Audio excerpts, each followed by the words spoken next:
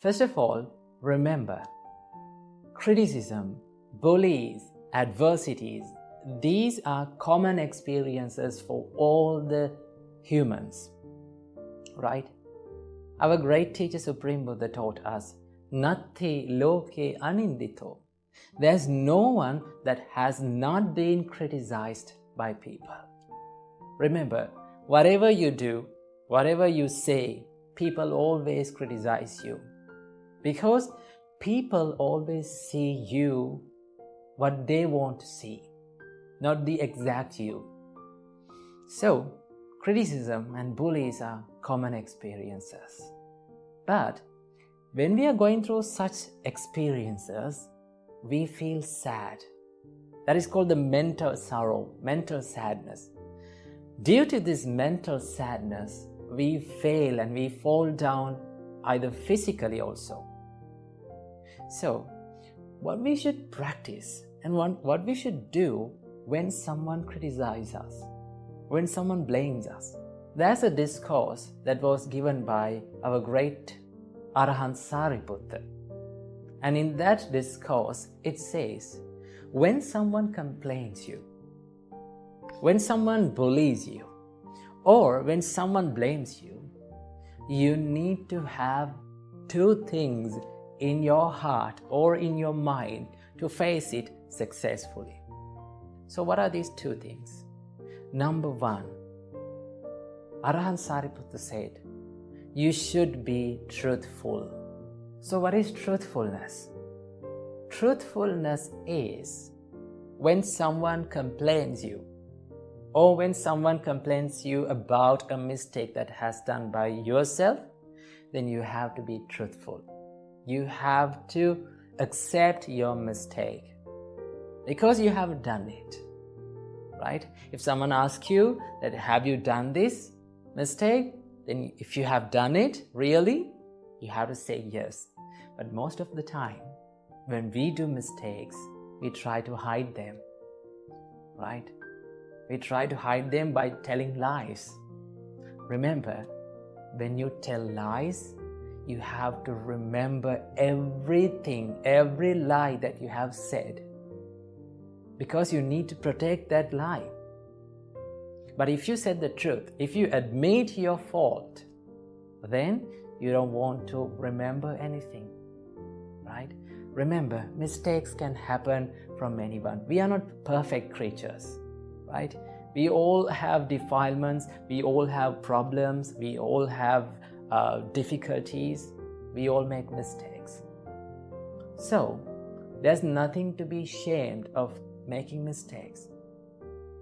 Therefore, what you should do when someone complains you, when someone blames you, or when someone accuses you for a mistake that has done by you, just admit it. Be humble, right? When you admit your fault, you win the trust of people. But if you did not admit your fault, what will happen? They will never trust you, right? So what you have to do, if you have done a mistake, just admit it. Say the truth. I have done it and I'm not going to do it again. I will correct my mistakes. That is what you have to do. So the first thing that you should have in your heart when you face complaints, when you face criticisms, what you have to do, be truthful. And also, if someone complains you for a mistake that you haven't done, let's say you didn't do anything of that mistake, you know nothing about that, but still people will complain you because of the misunderstandings. So in that case, how you should face that? In that case also, you should be truthful. Directly, you can say, I haven't done this mistake. But if they are not going to believe it, or if they are not going to understand it, you don't want to prove them I am correct again and again. Just stay calm and just smile, right? And stay cool. That is what you have to do. So in that case also, you have to be truthful. Number 2, Arahant Sariputta said, you need to practice the love and the kindness and non-hatredness in your mind. You don't want to hate people when they are criticizing you, because sometimes they don't know about our story. Sometimes they don't know about our mind, what are the difficulties of us. Still they complain us. So when someone complains you for a mistake that has done by yourself, that means if you own that mistake, then you don't want to be angry with them, because you have done the mistake. So what you have to do, just simply admit it. When you admit the fault, you are not providing any fuel to his anger, to other people's anger, right? For an example, if a person, right, if the boss of your company came to you, and if he started complaining, if you admit your fault, then it's okay, right? He will blame for some time, but he no longer can take it for a long time. Just have the non-hatredness inside your heart. Just smile to them. And also, if they accuse you for a false accusation, don't hate them back. You need to forgive them, because you haven't done any mistake. The mistake has happened by them, right?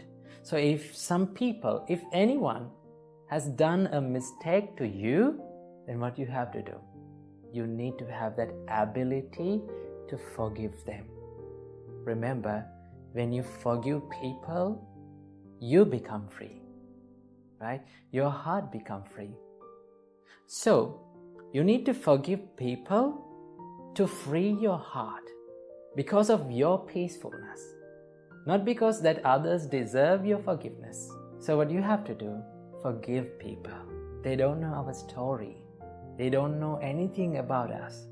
So that is how you face the criticisms. So practice the truthfulness and also non-hatredness or the loving kindness when you face the criticisms and bullies in this world. Namo Buddhaya. Namo Buddhaya. Today, I'm going to share with you a wonderful and meaningful Dhammapada verse. So what is Dhammapada? Dhammapada is a set of verses that was preached by our great teacher, Supreme Buddha. Now, Supreme Buddha used so many ways to preach Dhamma to people. So, one of those ways was he used the verses, right? He preached Dhamma in verses. And also there is another way, which we call the discourses, or we call them suttas or sutras, right? So there are so many ways that Supreme Buddha used to preach and elaborate the Dhamma to people, right?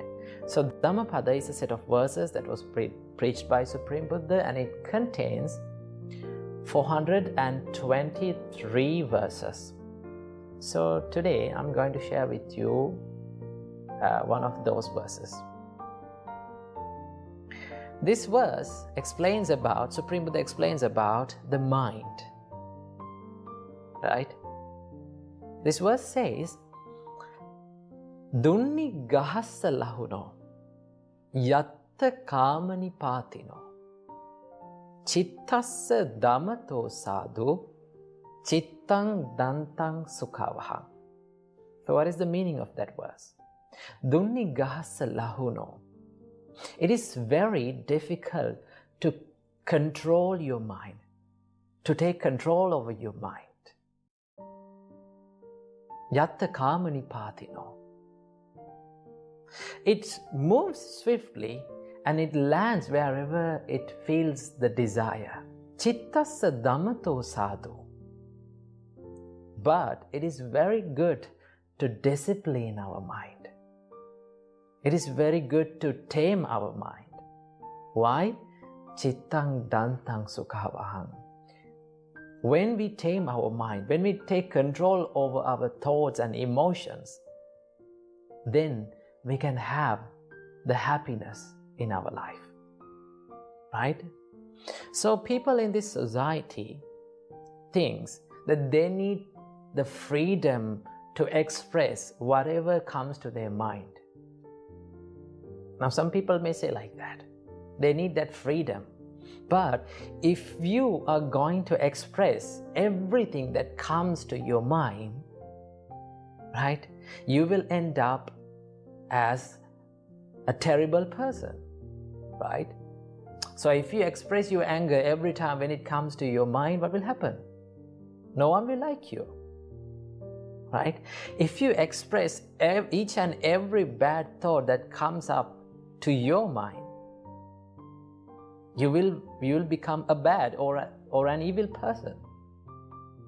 So that is why Supreme Buddha said, you need to take control over your thoughts. Why? Chittang dantang sukha. When we control our thoughts, only we can have the happiness in our life, right? So it is very good to discipline our mind. Now, making our mind disciplined and taking control over our thoughts and emotions is very hard, right? So for an example, whenever you get up early in the morning, right, when you wake up, is it easy to get up from the bed? No, your mind says to stay on the bed for another 5 minutes. That is what our mind says. But if we listen to our mind, right? If the mind took control over our life, what will happen? We will stay on the bed forever, right? We will stay on the bed for another 5 minutes, and that 5 minutes will be another 1 hour. So that is how it's going on. So you should not listen, and you should not do and speak to every emotion that comes up in your mind, right? You need to have the mental discipline, right? Remember, every successful person who ever lived in this world had the ability to take control over their emotions and not to let the evil emotions and thoughts to take control of their life. They had that discipline. Because of that discipline, they became the great people, right? So if you have the mental discipline, if you need to be great, if you need to be successful in your life, you need to have the mental discipline. So how do we get the mental discipline? It is very simple. All these things are based on practices. The practice is the secret for the mental discipline.